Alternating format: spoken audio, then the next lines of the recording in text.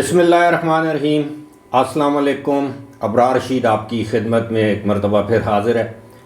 اور آپ سے درخواست ہے کہ اگر ابھی تک آپ نے اس چینل کو سبسکرائب نہیں کیا تو سبسکرائب کر لیں، جو بیل آئیکن ہے اس کو ضرور پریس کیجیے گا۔ آپ کا شکریہ۔ سب سے پہلے تو آپ کو نئے قمری سال جسے ہم کیلنڈر ایئر کہتے ہیں، نیا سال آپ کو مبارک ہو، اس کی مبارکباد آپ کو پیش کرتا ہوں۔ یقیناً جو مسلمان ہیں ان کا نیا سال تو یکم محرم کو شروع ہوتا ہے۔ بہرحال باقی معاملات ہم قمری سال کے حوالے سے گزارتے ہیں یا دیکھتے ہیں، تو اس لیے آپ کو نئے سال کی خوشیاں مبارک۔ 2-3 خبریں ہیں، اور ایک تو یہ ہے کہ ایک بڑی اہم شخصیت کو جس کا تعلق پنجاب سے ہے، ان کی اہلیہ کو ایک نوٹس ملا ہے۔ دوسری خبر یہ ہے کہ ایک اور اہم شخصیت ہے، اور یہ خبر کہہ لیں، افواہ کہہ لیں، اطلاعات کہہ لیں، کچھ سمجھ نہیں آتا، لیکن اطلاع یہ ہے کہ ایک اہم شخصیت کی اپنی زوجہ محترمہ سے کوئی کھٹ پٹ ہوئی ہے، کھٹ پٹ سے زیادہ کوئی لڑائی ہوئی ہے، اور اس کے بعد بات علیحدگی تک جا پہنچی ہے، اور علیحدگی کے بعد اب کچھ لوگوں کے مطابق طلاق کی خبریں بھی گرم ہیں۔ بہرحال اس سے پہلے آپ کو ایک اور افسوسناک خبر دینا چاہوں گا، آپ کے ساتھ شیئر کرنا چاہوں گا کہ دبئی میں کیا ہوا۔ گزشتہ رات دبئی میں نیو ایئر کی تقریبات آپ کو پتہ ہے کہ جاری تھیں، اور پوری دنیا سے لوگ وہاں پر نیو ایئر منانے آتے ہیں، خاص طور پر دبئی ڈاؤن ٹاؤن ایمار اسکوائر، جہاں پر وہ برج خلیفہ پر بڑے لائٹ شو ہوتا ہے، آتش بازی کا مظاہرہ ہوتا ہے۔ کسی زمانے میں نیو یارک میں ٹائم اسکوائر مشہور تھا، سڈنی ہاربر مشہور تھا نیو ایئر کی تقریبات کے حوالے سے۔ اب دبئی پوری دنیا میں مرکز نگاہ بن جاتا ہے نئے سال کی تقریبات کے حوالے سے۔ بہرحال وہاں پر کچھ نوجوانوں نے پاکستان سمجھ کر اپنے ہر دل عزیز رہنما عمران خان اور پی ٹی آئی کے حق میں نعرے بازی کی سڑکوں پر، اور آپ کو معلوم ہے کہ اس طرح کی نعرے بازی کو دبئی میں ہلڑ بازی تصور کیا جاتا ہے، اور بالآخر میری مصدقہ معلومات اور اطلاعات کے مطابق تقریباً 2 درجن کے قریب ان نوجوانوں کو حراست میں لیا گیا، اور ان کے کوائف چیک کیے گئے، اور پتہ یہ چلا کہ یہ تمام کے تمام پاکستانی تھے، اور وہ عمران خان کے حق میں نعرے لگا رہے تھے۔ اس کے بعد ان کو یہ باور کرایا گیا کہ آپ کو پتہ ہے کہ یہاں پر اس طرح کے نعرے بازی کی اجازت نہیں، اونچی آواز میں بات کرنے کی اجازت نہیں، ہلڑ بازی کی اجازت نہیں، اور جو لوگ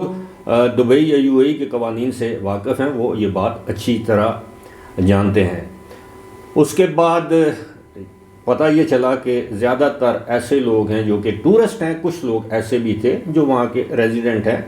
روزگار کے سلسلے میں گئے ہوئے تھے۔ البتہ ان لوگوں کو حراست میں لینے کے بعد، ان سے پوچھ گچھ کرنے کے بعد ان کو وارننگ دی گئی، اور میری معلومات کے مطابق جو وہاں کے ریزیڈنٹ تھے ان سے باقاعدہ معافی نامے پر دستخط کروائے گئے، اور یہ یقین دہانی ان سے لی گئی کہ وہ آئندہ اس قسم کی حرکت نہیں کریں گے، اگر کریں گے تو ان کو ڈپورٹ کیا جائے گا۔ بہرحال تقریباً 2 گھنٹے کے بعد ان لوگوں کی جان خلاصی ہو گئی۔ اب اس سے آگے میں کیا کہوں کہ آپ کو پتہ ہے کہ پوری دنیا کے لوگ وہاں پر جمع ہوتے ہیں، کسی ملک کے لوگ وہاں پر اس طرح سیاسی نعرے بازی نہیں کرتے جس طرح ہمارے پاکستانی بھائی جذبات میں آ کر نعرے بازی کرتے ہیں۔ آپ کو یاد ہوگا کہ جب عمران خان کی حکومت ختم ہوئی تو اس وقت بھی وہاں پر احتجاج کیا گیا تھا، اس وقت بھی لوگوں کو گرفتار کیا گیا تھا۔ خیر، اب آتے ہیں اپنے ایک اصل موضوع کی جانب کہ پنجاب کی ایک بڑی شخصیت ہے جن کے حوالے سے اب مین سٹریم میڈیا پر بھی خبر چل چکی ہے کہ ان بڑی شخصیت کی دوسری اہلیہ، حال ہی میں انہوں نے شادی کی ہے، حال سے مراد یہ ہے کہ کوئی چند مہینے پہلے ان کی دوسری اہلیہ کو ایف بی آر کی جانب سے ایک کال اپ نوٹس اسے کہتے ہیں وہ دیا گیا، اور اس کا مطلب یہ ہوتا ہے کہ جناب